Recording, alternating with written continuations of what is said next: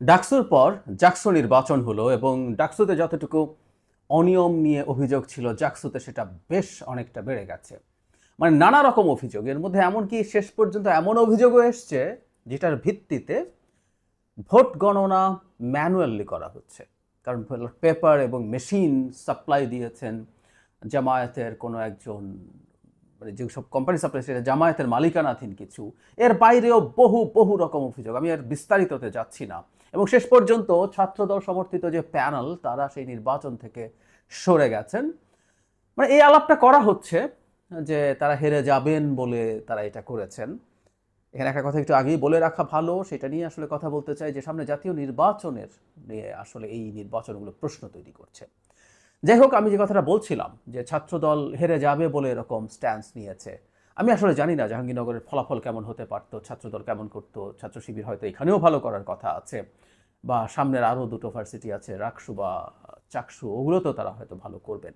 কিন্তু ছাত্রদল প্রত্যাহার করেছেন, এটা যদি তার পরাজয় মেনে না নেয়ার কারণে হয়ে থাকে, তার সাথে আরও 4টা প্যানেল তাদের এই জাকসু নির্বাচন প্রত্যাখ্যান করেছেন। সেখান থেকে তারা তাদেরকে উইথড্র করে নিয়ে গেছেন। সেই প্যানেল কি তাহলে জেতার জন্য স্বপ্ন দেখছিলেন, তাই তাদেরও জেতার স্বপ্ন শেষ হয়েছে বলেই সরে গেছেন?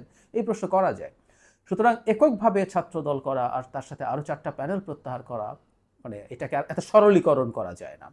আমি খুঁটিনাটিতে যাচ্ছি না, কারণ কয়েকজন টিচার তাদের নির্বাচনী দায়িত্ব থেকে তাদেরকে প্রত্যাহার করে নিয়েছেন। তারা তাদের বক্তব্য দিয়েছেন, আপনারা হয়তো খেয়াল করেছেন। সেখানে তারা অনেক অনিয়মের কথা জানিয়েছেন, নানা রকম কিছু ওখানে ঘটেছে। যাই হোক, যে কথাটা বলতে চেয়েছিলাম যে অন্তর্বর্তী সরকারের সময়ে এই নির্বাচনগুলো, এগুলো তো আসলে সেই অর্থে ক্ষমতার সাথে কোনোভাবে সম্পৃক্ত না। মানে অন্তত শর্ট টার্ম বা মিড টার্মে ছাত্র সংসদ নির্বাচনে যারা জিতবেন তাদের দেশে তাদের পলিটিক্যাল ইমেজের সুবিধা হবে, সেটা আরও ভালো হবে, সেটার ভিত্তিতে এটা সেটা তারা পেতে পারেন, করতে পারেন। এরকম কিছু ইস্যু হয়তো আছে, এটা নেই আমি বলছি না, এটাকে আমি উড়িয়েও দিচ্ছি না, কিন্তু শর্ট টার্মে কিছু না। কিন্তু সেই নির্বাচনকে ঘিরেই যে পরিস্থিতি হয়েছে, সেখানে সরকারকে এটা সামাল দিতে পারলো। আমি প্রায় একটা কথা বলি, আমরা অনেক সময় দায়িত্বশীলতা আশা করি বিভিন্ন ছাত্র সংগঠন থেকে বা রাজনৈতিক দল থেকে, কিন্তু যারা আসলে নির্বাচন পরিচালনার দায়িত্বে থাকবেন তারা কারো সদিচ্ছা দেখার দরকার নেই। তাদের দেখতে হবে তারা নিয়ম ঠিকঠাক মতো পালন করছেন কিনা এবং সেটা ইমপ্লিমেন্ট করতে পারছেন কিনা। এখন এই ছোট দুটো টেস্ট কেস, এবং প্রথমটা চাইতে পরেরটা আরও খারাপ হলো, আমি জানি না রাজশাহী বা চট্টগ্রামে কি পরিস্থিতি দাঁড়ায়, তাহলে জাতীয় নির্বাচনে কি হতে পারে সেই প্রশ্ন আসবে। বিশেষ করে প্রশাসন যেভাবে ব্যর্থ হচ্ছে এবং কোনো কোনো ক্ষেত্রে পক্ষপাতিত্বের অভিযোগও আছে, নানান রকম অভিযোগ আমাদের সামনে আসছে। মানে এখানে কোন পন্থী টিচার সেই আলাপ আসছে, এমনকি যাদেরকে বিএনপি পন্থী মনে করা হয় তারা আদতে বিএনপি পন্থী কিনা, নাকি তারা জামায়াতপন্থী। আর জামায়াতপন্থী তো স্বীকৃত ধরনের আছেই। তো ভবিষ্যতেও আসলে আমাদের নির্বাচনী মাঠে সম্ভবত একই ধরনের ঘটনা ঘটার সম্ভাবনা আছে। কারণ যেসব নির্বাচনী কর্মকর্তা দায়িত্ব পালন করবেন তারা কারা, তাদের পলিটিক্যাল আইডেন্টিটি কি, বিশেষ করে যারা তাদের পলিটিক্যাল আইডেন্টিটি গোপন করে রাজনীতি করেন, যারা একটা প্রকাশ্য রাজনীতি আছে বা একটা গোপন রাজনীতিও আছে, অনেক ক্ষেত্রেই তাদেরকে ঠিক বুঝে ওঠা যাবে না। আমাদের নিশ্চয়ই মনে আছে ঢাকায় একজন নির্বাচনী কর্মকর্তা, ডাকসুর কথা বলছি, তিনি সিল মানে দুটো ভিপিজিএস এর যে নাম আছে সেখানে মার্ক করা ব্যালট পেপার দিয়েছিলেন, যদিও সেটাকে ছাত্র শিবিরের যিনি জিএস ক্যান্ডিডেট ছিলেন তিনি বলছেন এটা বিএনপি পন্থী কর্মকর্তা এটা করেছেন জামায়াতের বদনাম করার জন্য বা শিবিরের বদনাম করার জন্য। এগুলো সরিয়ে রেখে আমরা এই আলাপ করছি, তাহলে নির্বাচনী মাঠে আসলে পরিস্থিতিটা কি দাঁড়াবে? আমার কাছে মনে হয় সরকারের খুবই সতর্ক হওয়ার সময়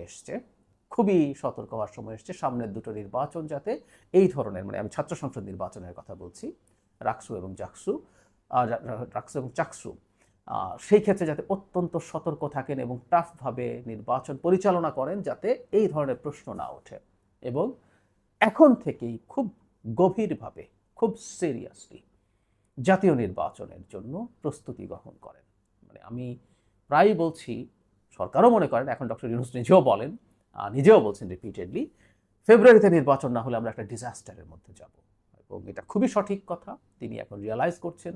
তার প্রেস সচিব প্রায়ই এসে তার বরাতে আমাদেরকে এই বক্তব্য দেন। তিনিও সরাসরি রাজনৈতিক দলগুলোর সাথে যখন কথা বলছেন তখনও একই ধরনের বক্তব্য দিয়েছেন, এবং প্রেস সচিবও এটাকে বারবার আন্ডারস্কোর করেন, বারবার আমাদের সামনে জোর দিয়ে বলে যান খুব জরুরি, সরকারের উচিত হবে এই ব্যাপারে সর্বোচ্চ প্রস্তুতি নেওয়া এবং যতটা সম্ভব সেনাবাহিনীকে ইনভলভ করে, অ্যাক্টিভ করে আগামী নির্বাচনের যে বিরাট একটা হার্ডল ডক্টর ইউনূসের সামনে আছে সেটা পার করার চেষ্টা করা। আমি বহুবার বলেছি ডক্টর ইউনূস আসলে দেশটা যেভাবে চালানো উচিত ছিল, চালাতে পারতেন, উনি পারেননি। উনি খুব বাজেভাবে দেশ চালিয়েছেন, কোনো সন্দেহ নেই। কিন্তু আরও অনেক ভালো করার জায়গা ছিল। ওনার অবশ্যই অর্জন আছে, কিন্তু অনেক কিছু উনি করতে পারেননি। কিন্তু নির্বাচনটা যদি ঠিকঠাক করে নিতে না পারেন, আমাদের দেশকে যে ডিজাস্টারের মধ্যে রেখে যাওয়া হবে, এর মাসুল ভয়ঙ্কর হবে। এটা ডক্টর ইউনূসের সারা জীবনের অর্জিত সম্মানকে নষ্ট করবে। আমি আশা করি, বিশ্বাস করি তিনি এ ব্যাপারে সতর্ক আছেন।